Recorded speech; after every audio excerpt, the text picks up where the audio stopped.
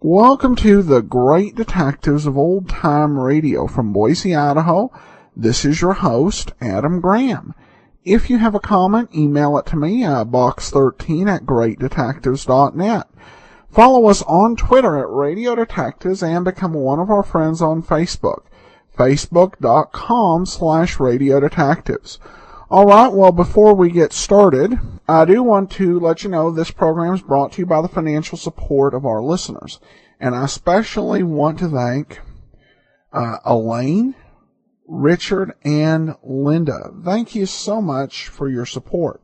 And we'll send access to our premium site as well as any appropriate thank you gifts for those who donated during our listener support campaign.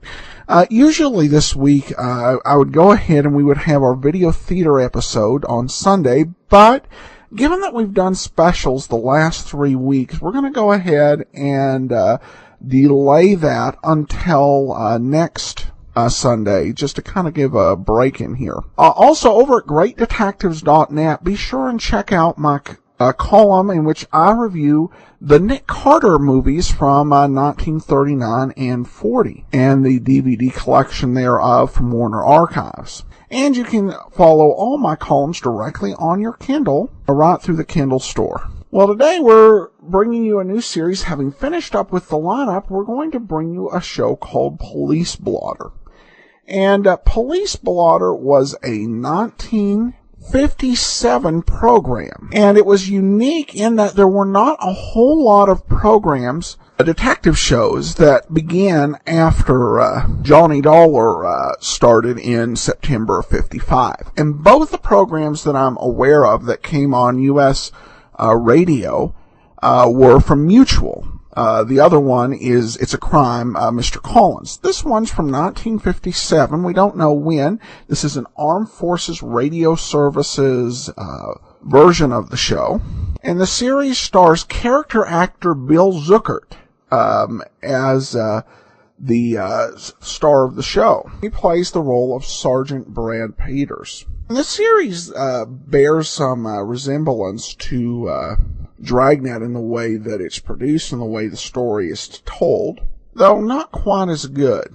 Zuckert's film roles and television roles were huge. He was a frequent judge on Perry Mason, appeared a lot on Gunsmoke, and one of his last and best known roles was as Ace Ventura, Pet Detective. And on radio, he did, like I said, a lot of background work. That's pretty much what I was able to find. Probably the thing that I remember him most from is for playing Peter Chambers, a policeman friend in Crime and Peter Chambers, which will bring you early next season. He also starred in a series I just managed to track down, and we'll listen to, and who knows, we might add it to our list of programs to air, though we'll have to, if it's another procedural, we'll have to wait about 6 years until after we finish running through Dragnet. But here now, from 1957, is Police Blotter and the episode Homicide by Hurricane.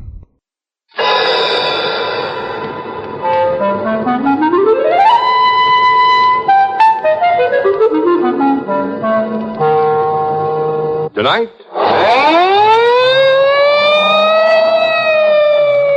Police Blotter, starring Bill Zuckert as Sergeant Brad Peters. Name? Harry Dennis. Address? 543 Larson Street. Charge? Suspicion of murder.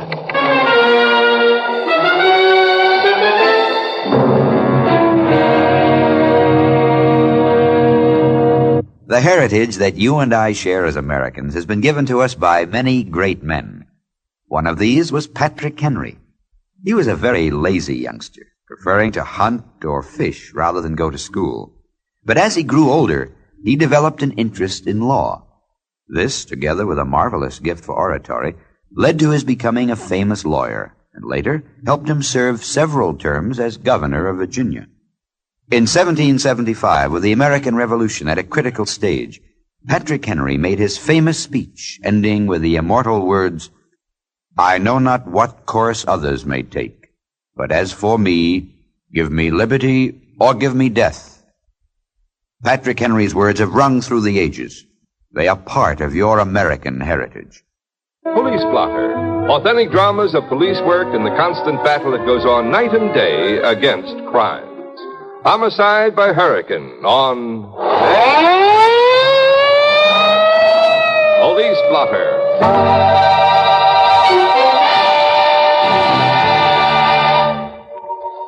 I'm Brad Peters, Sergeant, Homicide. Been inside a police station.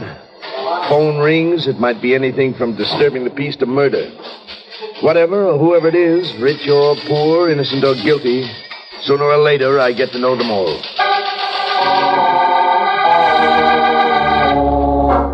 9 a.m. Call came in from Jonas Airport on the bay side of the precinct. Small field for private planes. Man named Kosta, working on experimental plane, was found dead in the wind tunnel.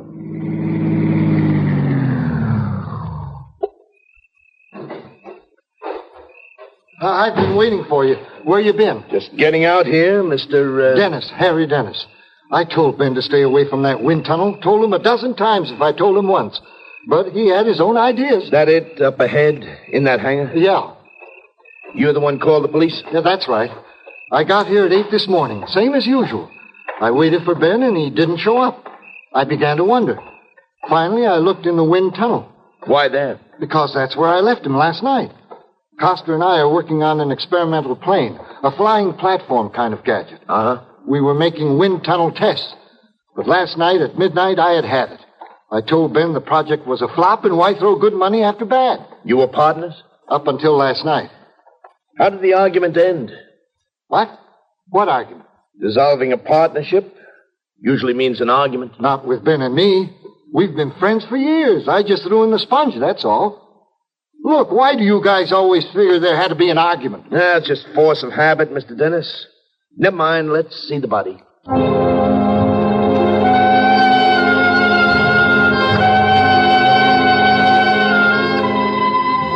I saw it, but there wasn't much to see. It was all chewed up. That's a tough way to die, huh? Yeah, poor Ben. You see how a wind tunnel is, Sergeant? The air is sucked in through that opening at the far end. Uh-huh. These two giant propellers up here build up the airspeed. Over here, this is where we set up the airplane model. It's suspended on this platform. Wires are used to test stability, turbulence factors, and so on. How did Costa get in here? With that door. The same one we just used now. Only he couldn't have used it while the wind tunnel was in action. The door locks? Automatically, once power is on. That's what I don't understand. What? How it started. It can only be turned on from outside. Ben must have been in here working on the model. Then something went haywire with the wind tunnel controls. It started up, and there he was, caught in a wind stream of over 250, 300 miles per hour. You sure the controls went haywire? What else? Well, I'll have the controls checked, Mr. Dennis. Maybe they're okay. In which case... What are you getting at? Murder? All anybody has to do is push that button.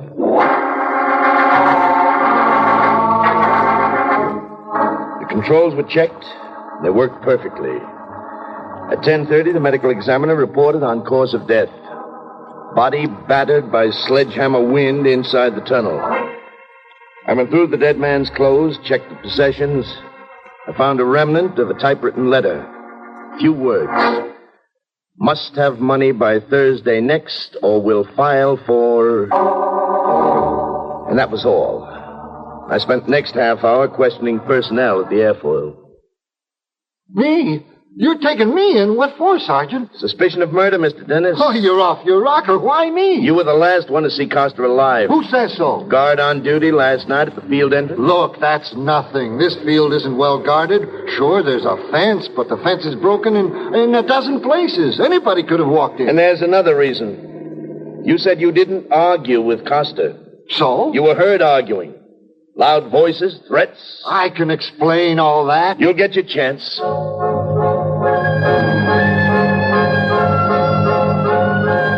Dennis was taken in, booked on suspicion of murder. 12:15 p.m., I went over to Kosta's apartment, the 800 block Shoreham Street. Furniture was being moved out. I found a woman supervising. Dark hair, good-looking, well-dressed. Who am I? Helen Kosta, that's who I am. Mrs. Ben Kosta? Not for any longer than I can help. And why shouldn't I take this furniture out? I paid for it, not Ben. He put every penny into that stupid invention. I'm sick of it, you understand? I told him over and over I couldn't go on this way. You're divorcing him? I told him that last night. Last night? Where was this? Well, it was at the... It was right here, Sergeant, here in this apartment. What time was that? Oh, 6:30. You certain of that? No, I'm not certain. I was upset. I told him either he gave me back all the money I had poured into that invention or I'd file for divorce. You put your own money into it? Every cent I had. Mrs. Kosta, do you own a typewriter? A typewriter? Yeah. Well, no. How did you tell your husband? In writing? No, I just told him, that's all. I spoke to him. If you're contemplating divorce, you have a lawyer, haven't you? Yes. All right, what's his name? William Jefferson. William Jefferson. His address? 250 Court Avenue. Excuse me. Yeah, sure. Hello. Yes, this is Helen. What? What? Oh, no. No, excuse me, I can't talk now. Sergeant, why didn't you tell me? About your husband? That's why you're here, isn't it? Why didn't you tell me? Who did tell you, Mrs. Kosta? That was my lawyer, Bill Jefferson. Dead. And all the while I was having the furniture moved out. All the time. Nobody can blame you if you didn't know. Well, yes, but it's so ghoulish. It was Dennis. Dennis, it must have been.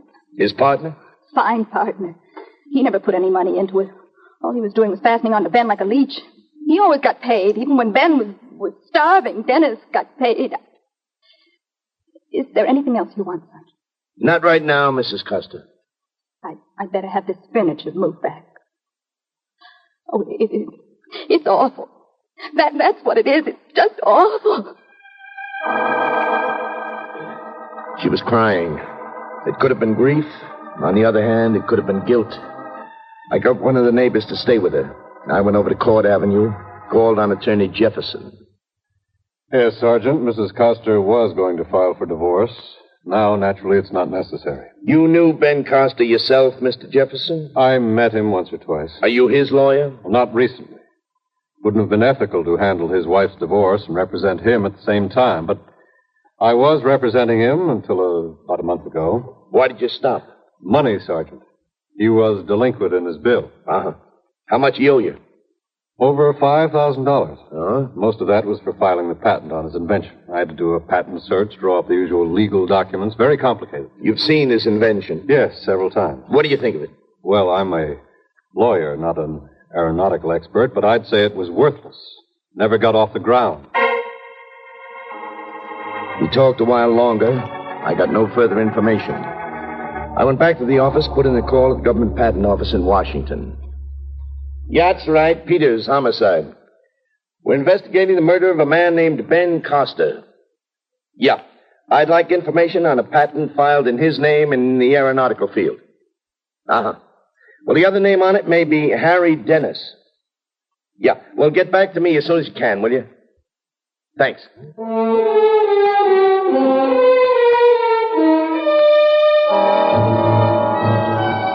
3:30 p.m. Got the information from the patent office. Only two names on the patent. Ben Kosta, Harry Dennis. I held further conversation with Dennis in my office. Now, you know you can't hold me. I didn't have anything to do with it. What happens to that invention with Kosta dead? The invention isn't any good. It's worthless. Well, as surviving partner, do you get it? Look, that happens to be my business. How much money was invested in that invention? All told? Mm-hmm. Well, I should say $60,000, $70,000. What was your share? That's my business, too. You ever see this? Must have money by Thursday next, or we'll file for... Where's the rest of it? That's all.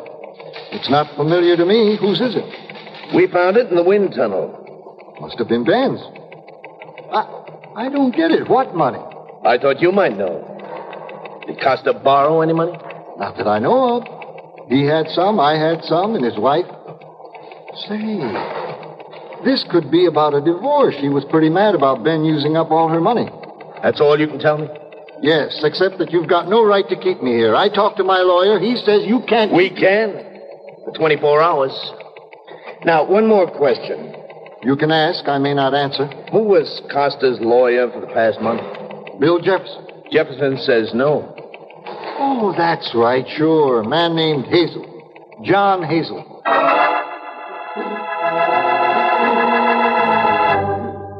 I thanked Dennis, and then checked the phone book for Hazelton. Lawyer. The address, 2850 Mandrake. I went over there at once. Excuse me, miss. Yes. Oh, yes, Sergeant. I'd like to see Mr. Hazelton. Well, he's very busy right now. Doesn't want to be disturbed, but if it's important... It could be. What's it about? Murder. Oh. That got her. She disappeared at once. While I waited, I checked the typewriter.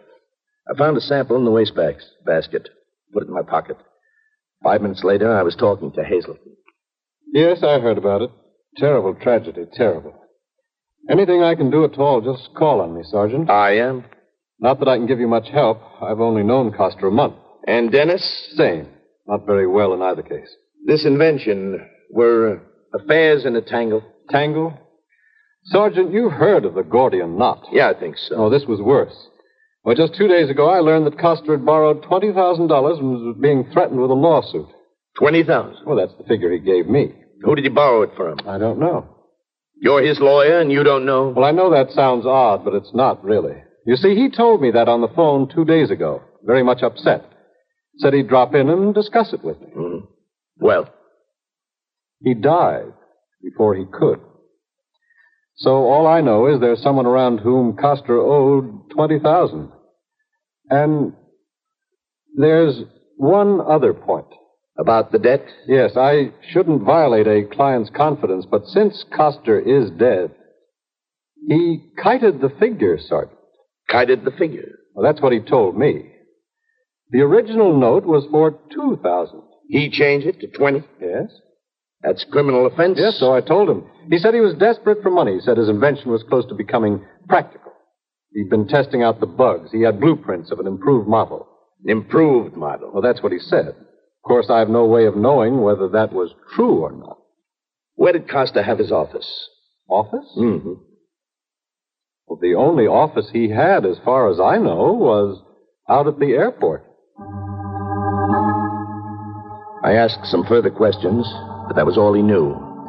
I went back to the office, gave the lab the original typewritten sentence, gave them the sample from Hazelton's office.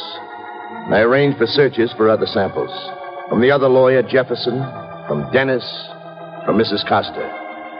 She had denied having a typewriter, but in a murder case, a lot of people deny a lot of things. At 6 p.m., Dennis was sprung by his lawyer. Okay, Mr. Dennis, you're out on bail. Just don't leave town. I have no intention of leaving town. Any more thoughts? About Ben? Yeah. I don't know why I should help you out. Me, Mr. Dennis? Yourself. You're the suspect. But I tell you... Okay. I guess you were just doing your job. Okay. Ben and I did have a quarrel. Last night? Yes, every day for the past week. Sergeant, did you know what that darn fool had done? I'm listening. He stole $18,000. 18? He had taken a personal loan for $2,000. He hiked the value to $20,000. He told me all about it. He was worried sick. The lender had threatened criminal action. You were involved? I'm his partner. In a partnership, each is responsible. Who gave him the loan, Dennis? I don't know. Your own partner and you don't know? I told you no. Well, if it was a personal loan... Personal? It wasn't. He forged my name to it, too. Now, if there's nothing else... Yeah, there is one more thing. Yeah? I hear that invention was close to success. What? Where'd you hear that? Is that true? Don't you think I'd know if it was? It's not true, Sergeant. It can't be true. Unless... Yep. Ben worked there a lot, alone. Without you. Yeah. Many nights I knocked off at 5 or 6. He kept going. I never thought of that. A man who would alter a check and forge another signature, he might be completely unscrupulous. Would that flying platform be worth anything? Worth anything? Sergeant, if it worked, it would be worth millions. Millions!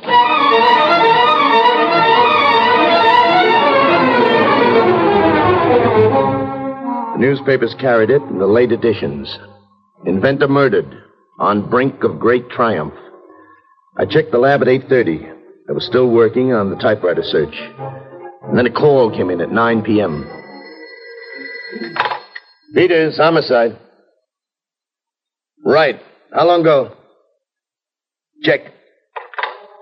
Call was from plainclothesman Walker. He had Mrs. Kosta under surveillance. She had gone to Jarvis Airport. I went out there, walked across the airport, till I came to the hangar that housed the wind tunnel. I entered through the big steel door. I could just feel that echo. And just then, the door beside me opened. I saw it was a man. I didn't recognize him. But a flashlight went on across the hangar from me. And then there were two figures. A man and a woman. I started to tiptoe across. Mrs. Kosta! Mrs. Kosta!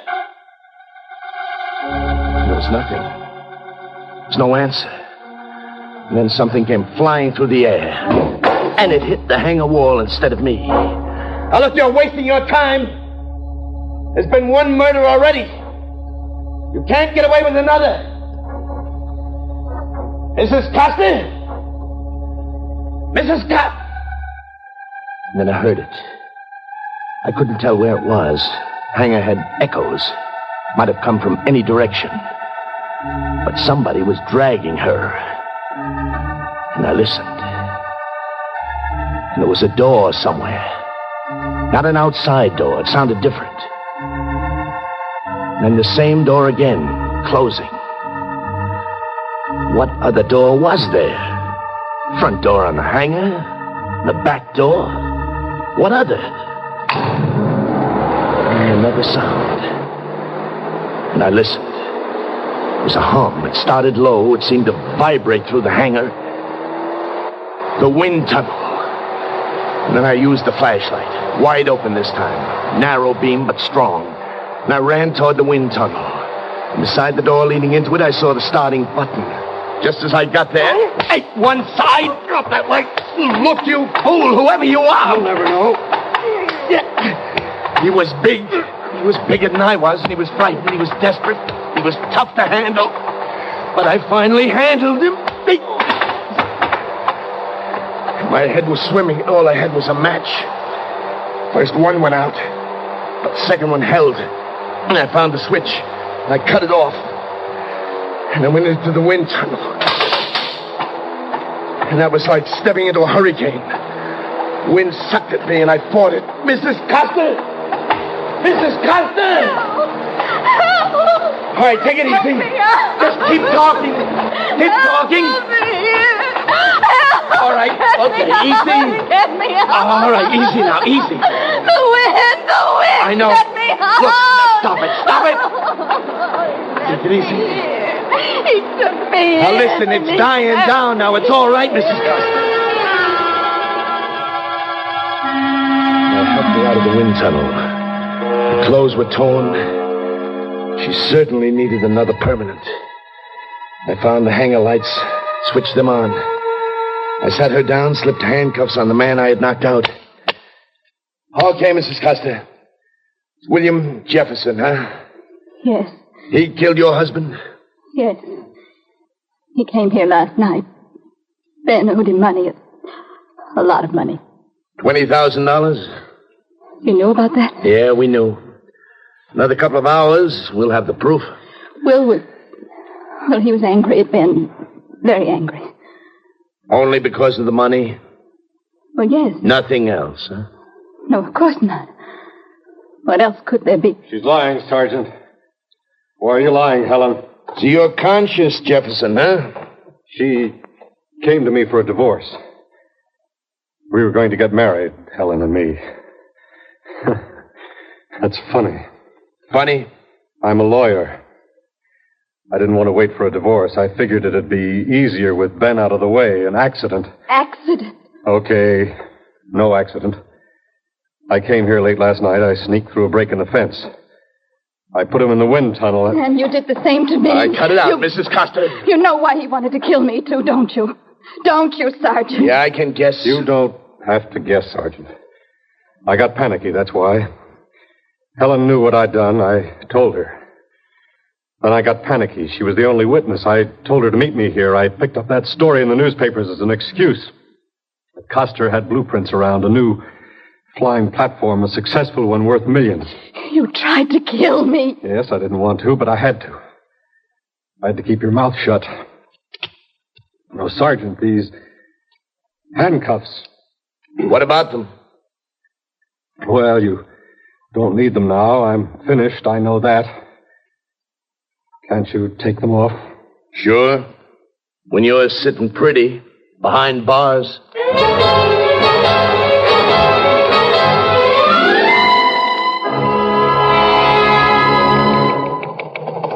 Name?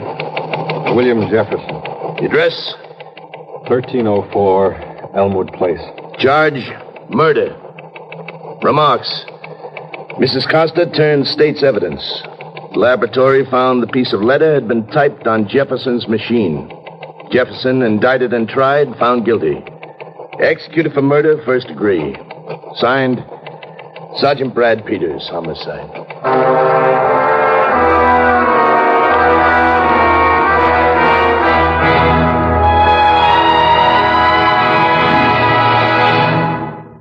You have just heard Police Blotter, starring Bill Zuckert as Sergeant Brad Peters. The cast included Joseph Boland, Elaine Rost, and Carl Frank. Tonight's drama, Homicide by Hurricane, was written by Sheldon Stark and directed by William Marshall. Police Blotter has come to you through the worldwide facilities of the United States Armed Forces Radio and Television Service.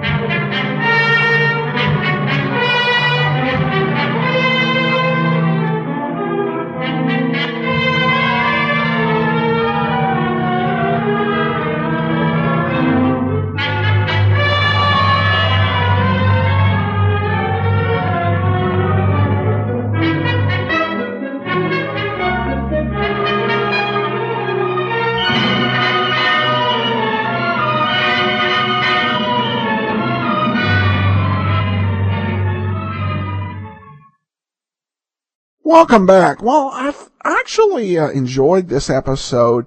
I think that the idea of the murder by wind tunnel was actually pretty clever. There were a few parts of the program that had some odd dialogue. The big one was the, when I was listening to it, and the widow demanded of Peters, why didn't you tell me he had been murdered? And that just made me think, why were you answering all of his questions without knowing, why he was asking it. Though since she had a knowledge of the murder, she could have just been giving herself away a little bit on that. Well, now we turn to some listener comments and feedback, and we have this from Linda. Love the podcast, keeps me entertained on my trips. Well, we're glad to be of service, and thanks so much once again for the donation, Linda. I truly appreciate it. All right, well, that will wrap it up for today. We'll return on Monday with yours truly, Johnny Dollar, and join us back here next Saturday for one last episode of Police Blotter. In the meantime, send your comments to box13@greatdetectives.net, and follow us on Twitter at Radio Detectives. Become one of our friends on Facebook, facebook.com/Radio Detectives. But from Boise, Idaho, this is your host, Adam Graham, signing off.